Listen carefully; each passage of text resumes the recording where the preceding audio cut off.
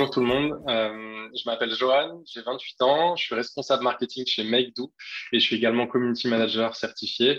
Et donc ma spécialité, c'est les réseaux sociaux. Donc aujourd'hui, je travaille pour MakeDo qui est sur le marché des jouets pour enfants depuis maintenant 10 ans.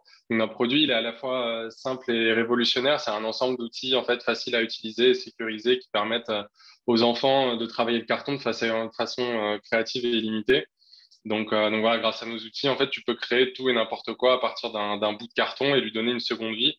Donc voilà, c'est un super produit. On a une communauté qui est très engagée, qui croit en nous, qui nous fait des retours d'expérience précis et qui sont précieux. Donc voilà, on a aussi des enseignants qui supportent notre initiative. Donc c'est assez cool d'avoir cette communauté qui est très engagée. Et sinon, niveau perso, bah, ma principale activité sur les réseaux sociaux, actuellement, elle est consacrée à LinkedIn, sur lequel je partage des conseils et des infos en fait sur la sphère social media. Donc, la veille que je partage tous les vendredis génère environ 250 000 vues par mois. Donc, je suis très heureux d'aider ma communauté à s'informer et à échanger sur l'actu qui est parfois difficile à suivre. Quels sont les principaux défis que rencontrent les pros du marketing digital aujourd'hui? Je dirais que pour développer la notoriété de sa marque, aujourd'hui, il y a trois grands défis à relever. Le premier, il est financier. Voilà, est-ce que les entreprises mettent à disposition les ressources nécessaires et humaines suffisantes pour développer leur notoriété?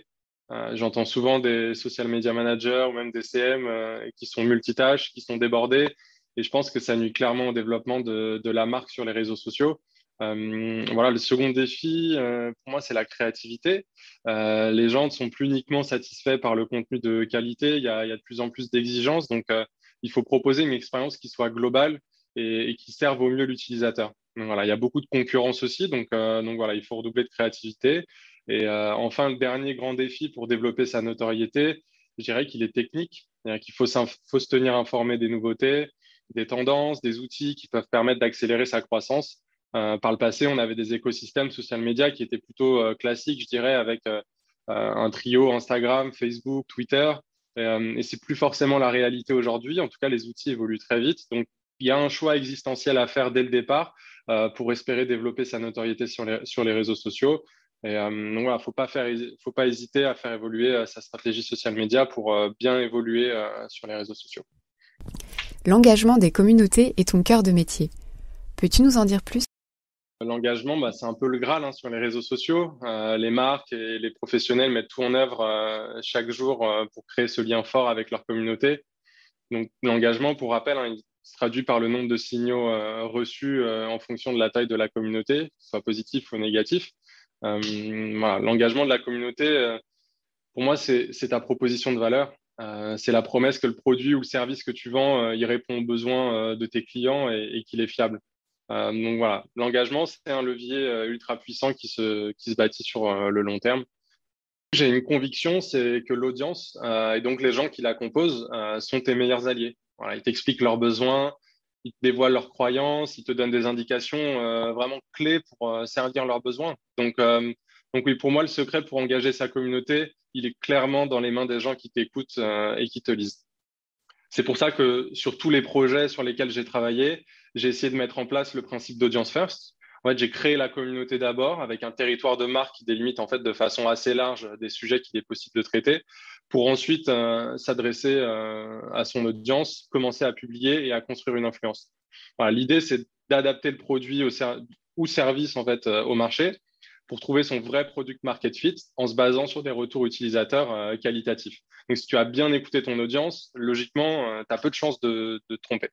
Le meilleur exemple qui me vient à l'esprit en termes d'engagement de communauté, c'est celui de Greta Van Rief, qui est une entrepreneuse et marketeuse australienne qui a lancé un produit à succès qui s'appelle Drop Bottle. Drop Bottle, en fait, c'est rien de plus qu'une bouteille en plastique éco-friendly avec un bouchon doré, pour résumer ça brièvement. En fait, elle s'est servie de l'équation engagement, product market fit, branding pour propulser sa marque.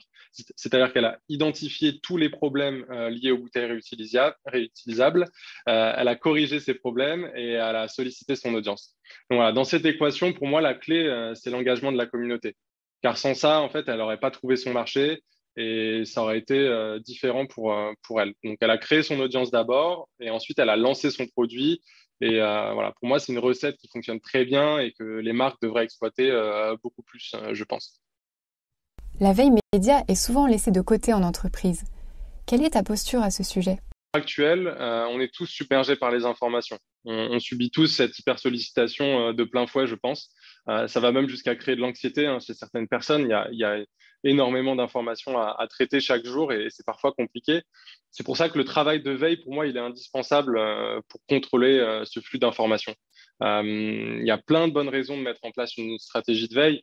Je peux en donner quelques-uns. Le premier, je dirais que c'est déjà gagner du temps. Parce qu'avec une bonne stratégie de veille, normalement, l'info qui te parvient, elle est déjà filtrée. Donc ça, c'est un point important. Ensuite, tu subis pas le syndrome de l'objet brillant. C'est-à-dire que quand tu navigues sur des blogs ou sur les réseaux sociaux, souvent, tu es un peu attiré par d'autres choses, des informations, des notifications. Quand l'information, elle te parvient filtrée, tu évites ce genre de soucis-là. Et je dirais que l'atout majeur, c'est l'avantage concurrentiel. C'est-à-dire que tu es mieux informé que la concurrence. Et donc, forcément, tu es en avance sur tes concurrents, tu es en avance sur eux, tu peux prédire le futur plus facilement.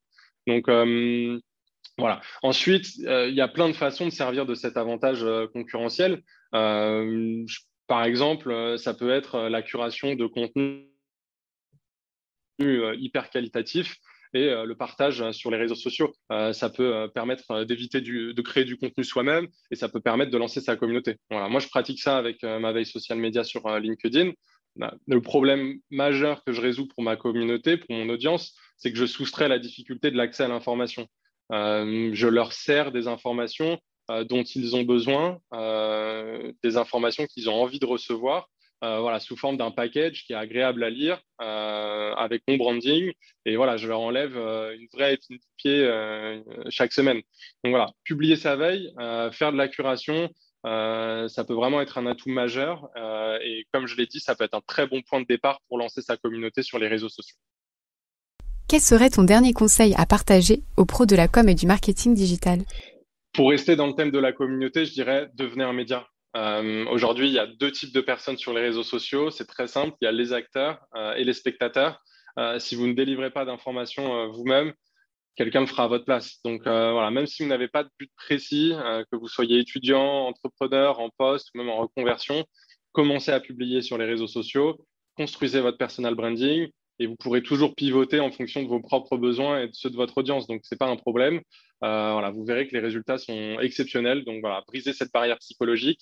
Vous n'avez rien à perdre de toute façon. Donc, lancez-vous, publiez, publiez, publiez.